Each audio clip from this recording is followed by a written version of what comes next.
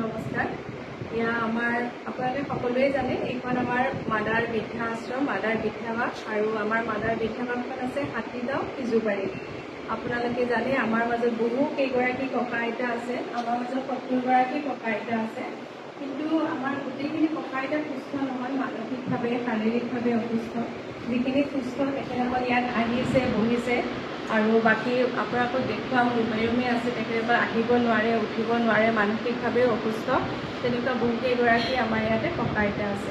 আজি মই বিশেষ কাৰণত আপোনালোকৰ ওচৰলৈ আহিছোঁ। আমাৰ মাজত যিখিনি ককা আইতা আছে তেওঁলোকৰ মনৰ কথা আপোনালোকৰ লগত শ্বেয়াৰ কৰিব বিচাৰিছে তেওঁলোকে, আৰু আপোনালোকে যদি বিচাৰে আমাৰ ইয়াতে আহিবলৈ মোৰ লগত যোগাযোগ কৰিব, আৰু আপোনালোকে আহিলে আমাৰ সঁচাকৈ খুব ভাল লাগিব। আপোনালোকে নিজৰ নিজৰ স্পেচিয়েল দিনবোৰ আমাৰ লগত উদযাপন কৰিব পাৰিব।